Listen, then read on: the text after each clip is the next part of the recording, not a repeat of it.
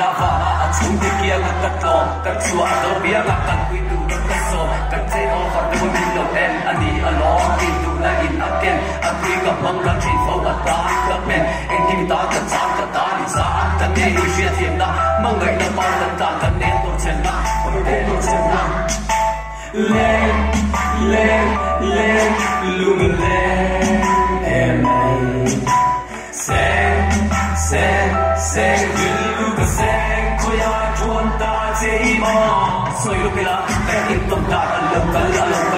hey ka ta pon pia thiam hai lo lo oi dong le tin sa ma sei a to feel sin o ngai no be ka so ten din a ding a bi ka so dei lo de a ding cha na ka tong lo lu a thing a na si sa som sa ri la te mu tu ta tin din ka lo ma a ma in me tin e fe o a ko ra ku pai lo ka che ta a ta pui a kon tu ni la ki fa lên lên thì ôm lên lên lên luôn lên em này sen gül ka sen koya chuan ta chei mo lên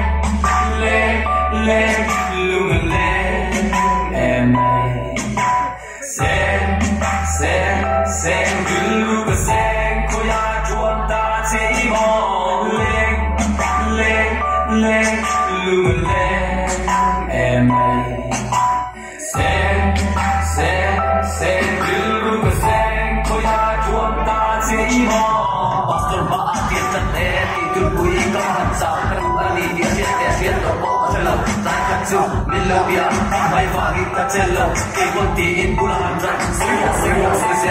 yo moi ta ngai ta ban bo tes ban ta tu ni a fa ga ven sa in sia ban lo tu min han chen em bua ba ban sia lo tu moi le thon tu ngai nam a ta ta suwa ka in buồn ka chin em in chu in buồn ni tin ta in ta la tu choi ho me kan ma lo ma va gi than in min bua ka in sa a ta lo em ni o ka in bang la da an kha ne ka han chria mi om thei chu bua ke di in chu ve so su ta ko via na ta ba ta ka le ke ve la chen om ko ve ten an soi mi ta kai lo em po chu se lung me le khoi ya em mo be gi la se gi la in ge gi la tam lai pa tam sen an ma a ha han ti chi don ve e cha ne lo bien nan lên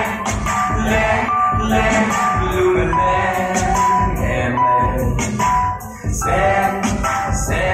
sen gül ka sen koya chuan ta chei mo lên lên lên luôn lên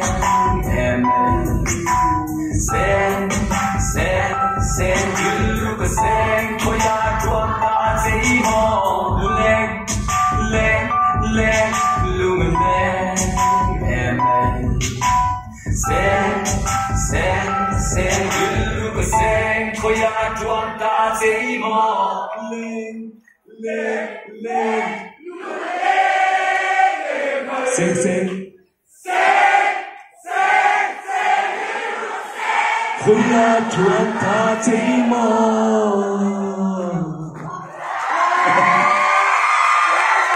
chúng ta chia làm vâng